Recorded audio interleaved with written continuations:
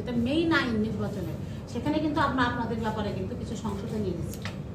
এনে কিন্তু আমরা বলেছি যে যদি কোনো দুষ্কৃতকারী দুর্বৃত্তরা কোনো সাংবাদিককে যদি ভোটের মানে নির্বাচনী ডিউটি দায়িত্ব পালন করে, যদি তাকে আক্রমণ করে, তার ইকুইপমেন্টস ভাঙে, তাকে লাঞ্ছিত করে, এটা কিন্তু শাস্তির আওতায় হবে। এটা আমরা কিন্তু আরপিও সংশোধন করে নিয়েছি, আরপিওটা একটু পড়ে নিয়ে।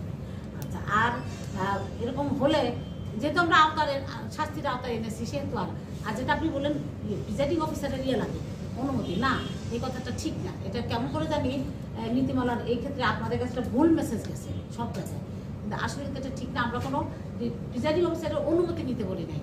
ওখানে আপনারা যাবেন, প্রিজাইডিং অফিসার কিন্তু অবহিত করবেন। অবহিতর অনুমতি কিন্তু আলাদা জিনিস, সেটা বোঝেন তো। অবহিত করা হলো যে আমি আসছি, এই যে আমি আসছি জানাইলাম, আর অনুমতি হলো প্রায়র অনুমতি নেওয়া, যে আমি আসবো, আমাকে একটু অনুমতি দেন, এতটা থেকে এতটার মধ্যে আমি আসবো, আমাকে একটু অনুমতি দেন। দুইটা কিন্তু দুই জিনিস। আমরা কিন্তু অনুমতির অপেক্ষা রাখি নাই, আমরা হচ্ছে আপনি যাবেন, জানাতে হবে। কারণ প্রিজাইডিং অফিসার যদি না জানে যে আপনি সাংবাদিক আসছেন, সে কিন্তু আপনাকে সহযোগিতা দিতে পারবে না। সেহেতু এইখানে আপনাদের অডিট হওয়ার কোনো কারণ নাই, এটা মনে করার কোনো কারণ নাই যে নির্বাচন কমিশন আপনাদেরকে যথাযোগ্য মর্যাদা বা যথাযোগ্য সুযোগ দেয় না, এটা মনে করেন। আমি বাই ইলেকশনের কথাটা আপনাদের একটু মানে ইয়ের সাথে বলতে চাই, বিনয়ের সাথে। বাই ইলেকশনে কিন্তু অলওয়েজই ভোটার উপস্থিতিটা একটু কম থাকে, কারণ বাই ইলেকশন নিয়ে আসলে ভোটারদের মতো অতটা উৎসাহ উদ্দীপনা কিছুই থাকে না, বুঝতে পারছেন। আমি পাশাপাশি আপনাদেরকে একটু খালি একটা ছবি দেখাই, বেশি না দেখাই, বেশি দেখার সময়ও নাই, তো একটা ছবি দেখাই।